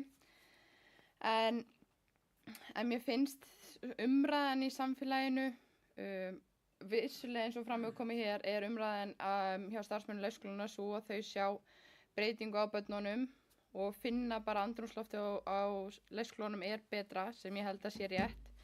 Ég get tala fyrir mig að deildinni hjá mínu barni hefur aldrei verið lokað, hvort sem það sé tilviljun eða ekki, ég ætla ekki að segja að það sé svoleiðis allstaðar en það er svoleiðis í mínu tilfelli. Eftir að þessi breyting tók gildi, eins og sjáum við fjárhagsáætluninni þá er vissulega, ef maður lítur til ársins 2022 og 2023 áður en við fórum svo sem í þessar breytingar, þá var ákveðin hápunktur í fjölda barna í leikskólanum en núna 25 og spá 26 gerir ráð fyrir fjölgun barna í öllum leikskólum nema á Dalborg því miður en ég trúi því að með tilkomu þeirra byggingar sem var formlega vígð í gær að þá sjáu fólk mikil tækifæri því þar sem það verður meira pláss og glæsilega aðstaða fyrir börnin. Þannig að ég vona að þetta muni snúast við en ég get ekki séð að það sé fækkun leikskóla barna sem að hægt sé að tengja við þessa gjaldskrár breytingu. Og það sem ég hef heyrt eins og ég frá foreldrum það er að þeim finnst börnin og eðlilega eru börnin kannski ekki jafn þreytt eða buguð og þessi úlfatími vonandi þá á undanhaldi margum talaður.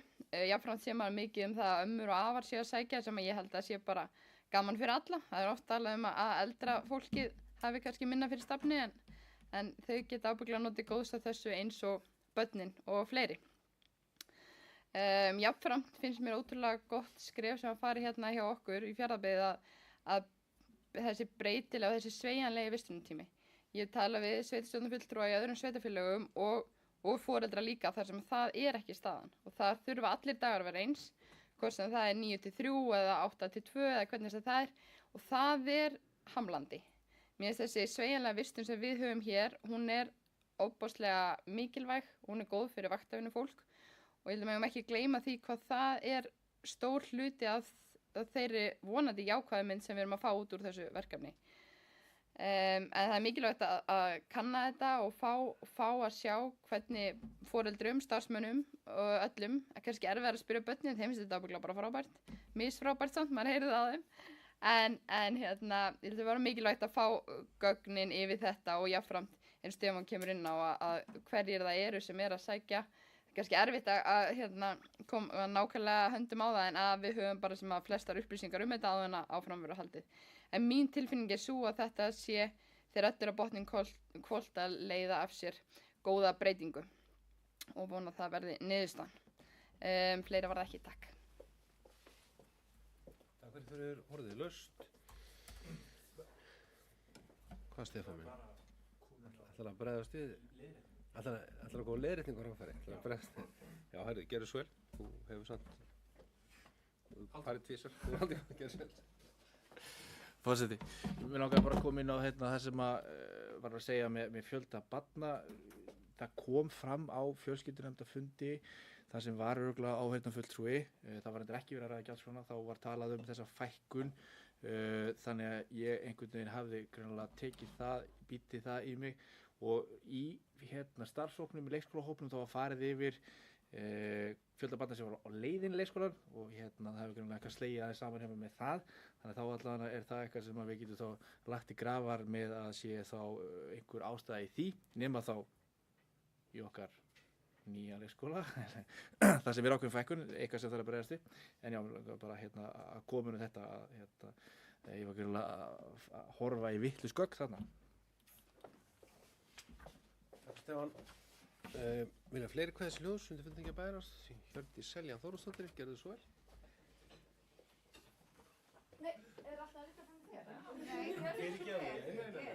Hjördís, gerðu svo vel. Ég bara verða því að hann hefur bara farið svo lítið fyrir hún. Sem er svona hrikald að vera að horfa fram með bæjarfulltrúa sem er búin að rétta 2 pund. Heyrðu, ég þakka þér fyrir. Forseti, bæjarstjóri, bæjarfulltrúar, annars starfsfólk. Ég veit ekki eiginlega alveg hvernig við komumst hingað í umræðinni. Ég ætla bara að viðurkenna það. Og fólk er svona heitt í hamsi og verið að tala bara eitthvað pólitískt leikrit og eitthvað og ég er bara svona smá týnd í þessu öllu saman. Ég nefnilega held að það hafi bæði meirihluti og fjarðarlistin hafi bókað og verið sammála þessar gjaldskrá.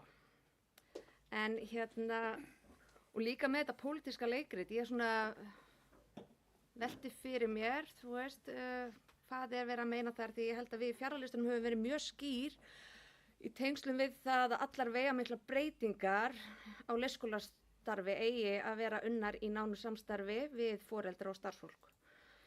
Því að þegar slíkt samráð skortir þá einhvern veginn skapast hætta á ákvarðanir sem eiga að bæta þjónustuna, leiði til neikvæðra afleiðinga fyrir fjölskyldur. Að því langar mig líka að tala út af því að við vorum að tala ég sit ekki í fjölskyldunefnd þannig að ég hef ekki heyrt í áhorfendafulltrúa og það er bara mjög gott, þá heyrum við þetta frá fyrstu hendi frá leikskólastjóra sem situr þar sem áhorfendafulltrúi. Ég hugsa samt það að bæjarfulltrúi Stefán sé mjög hrifinn af tölum upplýsingum og bíður spenntur eftir því að fá upplýsingar á tölum, svona Excel maður. Þannig að ég vænti þess að meirihlutin sé að vinna og rýna gögnin sem við getum síðan lesið úr og koma fyrir fund. Ég bara ætla samt bara að tala að núna þessar breytingar á 7. og 8. tímanum endurspegli mikilvæga umræðu jöfnuð og fyrirsjáanleika í leikskólamálum. Því eins og við erum búin að vera að tala þá er náttúrulega leikskólan ekki aðeins mikilvæg þjónusta heldur lykilhluti af menntakerfinu okkar. Hér erum við með fyrsta menntunarstigið og þetta er grunnstoð í velferð barna og fjölskyldna. Þannig að það skiptir auðvitað líka miklu máli að kostnaður við leikskóladvöl verði ekki hindrun fyrir jafnan aðgang og það tekjum með vinnuaðstöðum foreldra. Það er þannig að, og það var komið inn á það áðan, að þetta snýst líka jafnrétti kynjanna. Og ég hef oft komið inn á rosa mikið í þessar umræðu. Því að það er rosa oft þannig að kostnaður eða skortur á sveigjanleika hefur áhrif á það hver í fjölskyldunni getur sinnt vinnu og þá er það yfirleitt mæður sem þurfa að draga úr starfshlutfalli eða breyta vinnumynstri. Þannig að ef við erum að tryggja hóflega og fyrirsjáanleg leikskólagjöld þá erum við að stuðla beint að jafnari stöðu kynja á vinnumarkaði.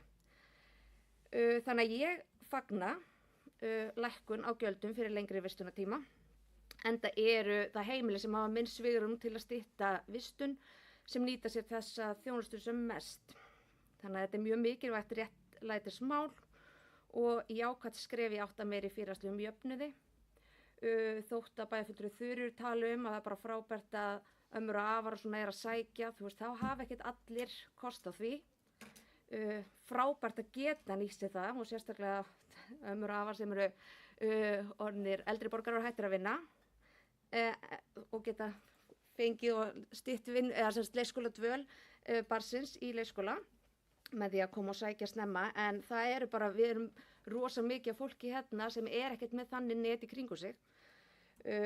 Þannig að, en aftur ætla ég að segja bara, mér finnst þetta skrefi rétt átt og við eigum að halda fram að byggja leikskólakerfið okkar á jöfnuði og jafnrétti og velferð barna og fjölskyldna. Þannig að ég vona að við höldum áfram að þessari braut, líka bara hlusta á foreldra og starfsfólkið og taka ákvarðir sem að byggja sig á velferð barna og jafnræði. Mér langar líka ekki bara að tala um þetta, þú veist, auðvitað þurfti ég að koma inn á þetta, sérstaklega þegar búin að vera eitthvað smá hiti í fólki og svona, en það var,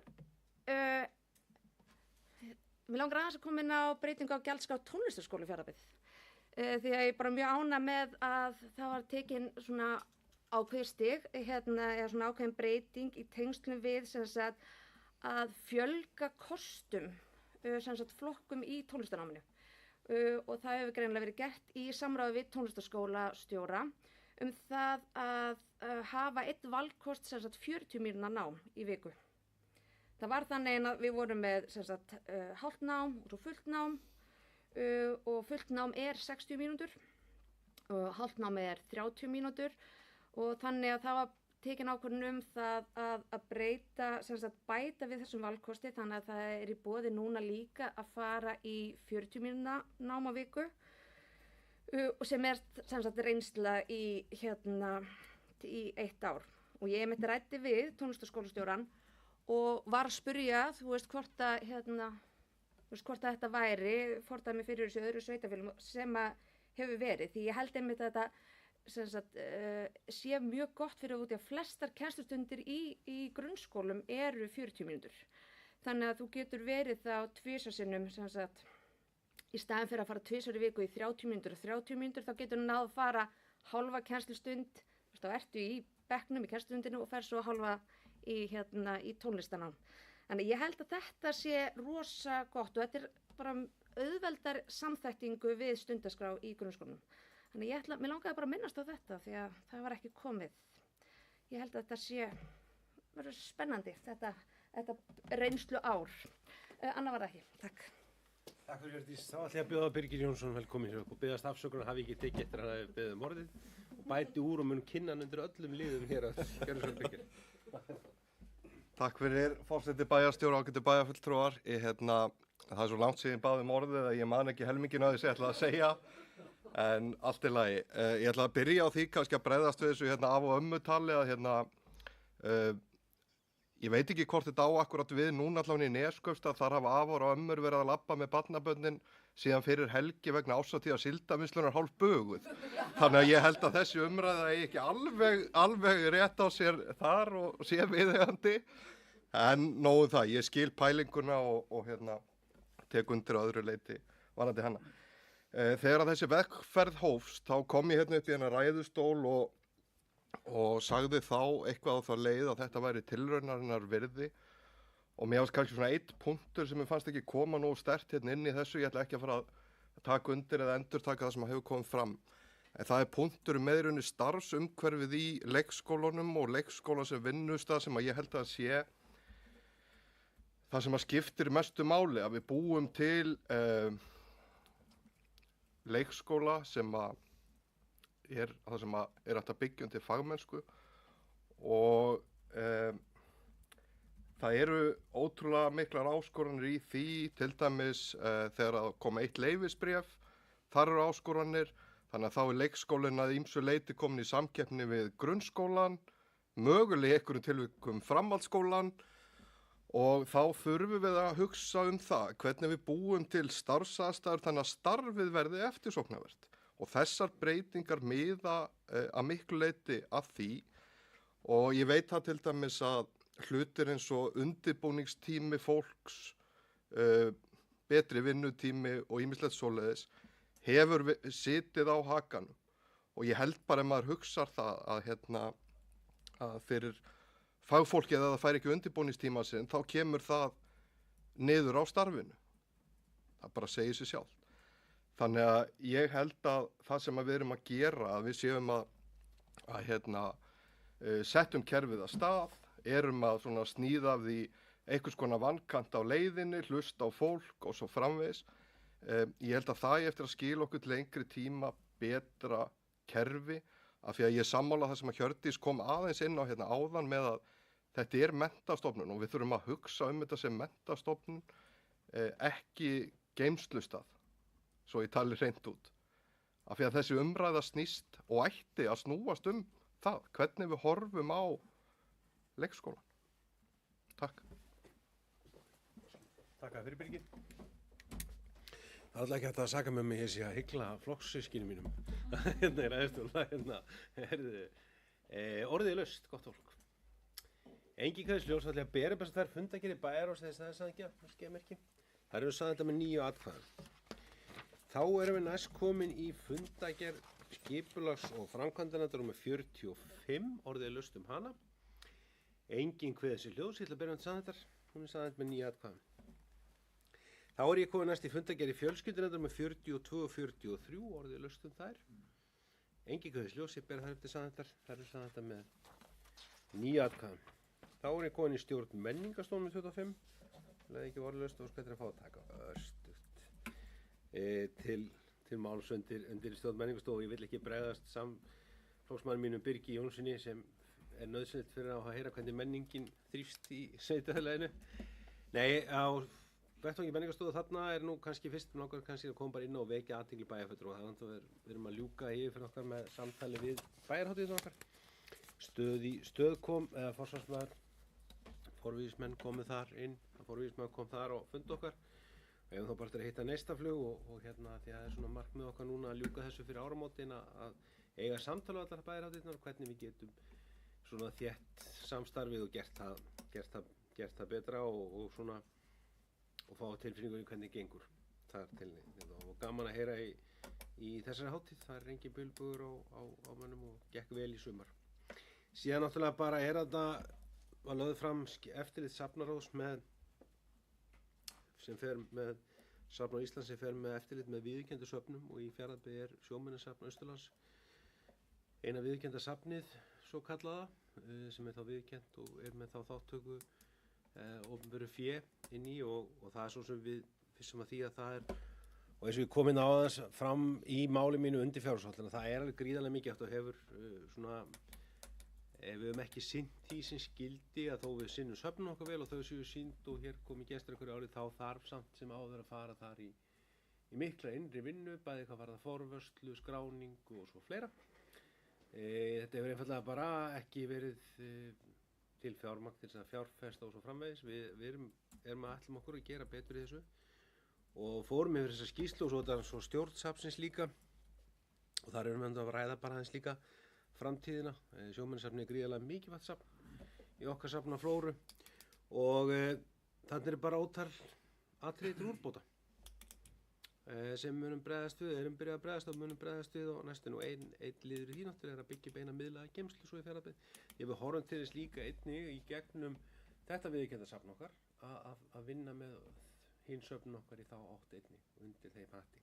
Þannig ég held að þarna séu bara tækifæri til úrbóta og tækifæri til sóknar og breytinga. Við þurfum líka að fara að horfa til breytinga á sýningum og fleira af því að hérna það er kröfur sem gerðar voru áður til sýninga safna hafa breyst mjög í dag og við þurfum að stækka gestahópinn okkar og svona ég segi við þurfum að horfa á það öll og fara aðeins að eiga við sýningarnar okkar og svona breyta og bæta og höfða til nýri markhópa og yngri í þeim efnum. Síðan náttúrulega bara þarna var stjórnin að samþykja hönnunargögn í uppbyggingu fyrsta áfanga á Stríðsárssafninu og þegar hann var séð það í fjölmiðlum núna eða í Austurfrétt í dag og gær svona sagt það er þau hönnunargögn sem við vorum að samþykja þarna og þá byrjun og vonandi getum við fljótlega boða til fyrstu skóflustungu svona gerum frá sem fyrst.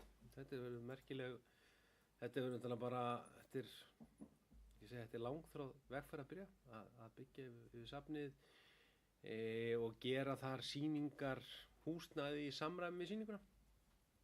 Við í stjórn menningarstofu erum gríðarlega ánægð með þessa vinnu sem við höfum farið í þýddu arkitektum og og höldum að við sem fara að hagkvæma á skynsamlega leið í þessu og leið sem svolítið svona rammar inn söguna þarna frá. Þannig að ætlun okkar er svo að hefjast handa núna á næstunni og vinna í þessu að krafti svo hægt þetta svona að taka á sig mynd og vonandi eins og ég segi, vonandi getum við farið fljótlega í fyrsta skóflustungu og þá leið ég jafnvel haft safnið opið og sýnt gestum á gangandi hugmyndina á bak við þessa vinnu og tíma ásinn í þeim. Það var ekki fleira sem ég vildi koma inn á hér, orðið laust, engi guðis hljóðs til að bera þessa fundagerð upp. Hún sagði með 9 atkvæðum. Þá erum við komin liðin almenn mál og þar fyrst á útsvar 2026 tillaga hér frá bæjarráði að álagningarhlutfall útsvars árið 2026 verði hámarks útsvar, það 14,97% útsvarsstofn í Fjarðabyggð í samræmi við útsvarsstofn síðasta árs og síðustu ára.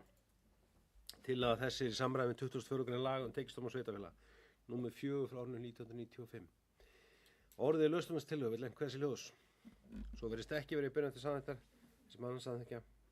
Hún samþykkt með 9 atkvæðum. Þá erum við næst komin hér í álagningu fasteignagjalda 2026 og hér vísað frá bæjarráði til Ágústu Bæjarssonar álagningarstuðlum fasteignagjalda fyrir árið 2026 og ég mun nú fara yfir þá ásamt afsláttarkjörum til elli og örorkulífeyrisþega sömuleiðis árið 2026. Álagning fasteignagjalda 2026 í Fjarðabyggð þá sem hér segir fasteignaskattur A verði 0,4 á húsmat og lóðarhlutamati óbreytt. Fasteignaskattur B verði 1,32 á húsmat og lóðarhlutamati. Fasteignaskattur C verði 1,65 á húsmat og lóðarhlutamati. Lóðarlega íbúðarhúsnæðis verði 0,7 á lóðarhlutamati og lóðarlega atvinnuhúsnæðis verði 3% á lóðarhlutamati. Fastgjald verði 5.179 krónur á hverja veitu eða hverja taug og 424 krónur á hvert fermetra húsnæðisbreyting sem farið í fyrir nokkrum árum. Fráútgjald verði 0,3232 á húsmati. Síðan hér óbreyttar tölur sem eiga eftir eins og bæjarstjóri kom fram í hennar máli í ljósi þess að við erum í útboði eða frá útboði tengslu við sorp, hreinsun og sorpeyðingu. Þá hér sorphreinsunargjald verði 53.279 á heimili og sorpeyðingjald 36.639 krónur en við gerum fyrir þessar tölur breytist á milli umræðna þegar það liggur fyrir. Fjöldi gjalda verði eins og líkt á áður 10 frá 1. febrúar og einn dag í síðasti virkidagur. Síðan erum við komin hér í reglur með þessu fylgir reglur afslátt af fasteignaskatt 11 örorkulífeyrisþega. Þá fyrir næsta ár tekjulágum ellilífeyrisþegum 67 og eldri sem og örorkulífeyrisþegum með fulla örorku 75% fyrir 1. janúar 2026 sem lögheimili Fjarðabyggð veittur afsláttur af fasteignaskatt sem hér segir. Niðurfelling skattsins skal vera tekjutengd og miðað við árstekjur 2025 samanber álagningu skattstjóra 2006. Og sem hér segir einstaklingar brúttótekjur þá alltaf krónur 6.916.936 veitir þá fullan afslátt og brúttótekjur einstaklinga yfir 9.147.489 krónur veita þá engan afslátt.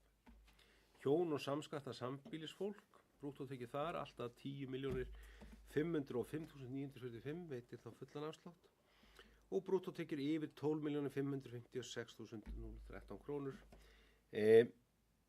gefur þá engan afslátt. Afsláttur af fasteignagjaldinu sem áður segir og er tekjutendur og er alltaf krónur 128.524. Öðruleitir reglurnar samhljóða þeim reglum sem verið hafi gildi fyrra og síðustu ár. En eins og áður segir í þessum tillögu sem hér er náttúrulega til grundvallar fjárhagsáætlun þá leiðir gefum þá fyrirvara að allavega það sem snýr sorpeyðingargjaldi mun taka breytingu milli umræðna öllu óbreyttum. Vill einhver kveða sér hljóðs þessa tillögu fasteignagjald? Svo virðist ekki vera í byrjun staðar. Þessi gjaldskrá og tekjutengdir afsláttarhendi eins og samþykktir. Þá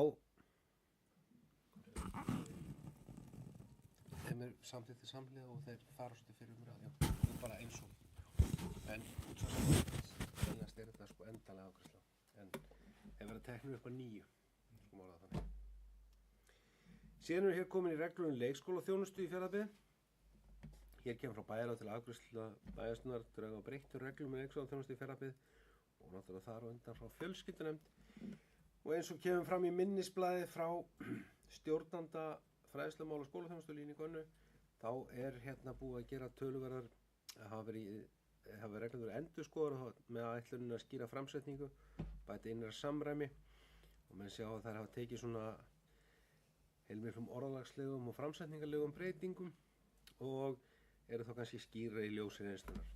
Á þess að ég ætla að lesa upp allar þær breytingarreglum sem bæjarfulltrúar hafa gefið sér tækifæri til að kynna sér, þá orðið laust þær. Einhverju sjós þá byrjast reglur til samþykktar. Það eru samþykktar með 9 atkvæðum. Þá erum við hér komin í næsta lið sem grenndarkynning í tengslu við Stríðsóðasafnið. Þetta sem sagt grenndarkynning sem var farið í vegna umsóknar byggingarleyfi við Stríðsóðasafnið, eða sem sagt byggingarleyfi sem sveitarfélag óskaði eftir, vegna áðurnefndra tillagna sem ég fór yfir áðan hér í undirstjórn menningarstofu. Það sem sagt búið að fá samþykki allra sem hluti af því sem að grenndarkynningunni snéru. Skipulagsframkvæmdanefnd hefur samþykkt hana og vísan hér til endanlega staðfestingar. Orðið laust grenndarkynninguna. Einhverju svo berju upp þessa grenndarkynningu til samþykktar, hún samþykkt með 9 atkvæðum. Þá, góðir bæjarfulltrúar, höfum við lokið hér formlegri dagskrá á fundi. Til næsta fundar verður boðað eftir hálfa mánuð og hann á 50 eða ekki. Svo en nú forseti bæjarstjórnar, hann ætlar ekki að hann á 50 20. Það ekki að fjölið neitt í þessum efnum, þar sem hann hefur sætt mikill í gagnrýni fyrir að hafa verið mundan. Ég veit undan þá frá meginreglunni sem hundar. En þá þakka ég bæjarfulltrúum fundfundina og segi fundi slítið í dag.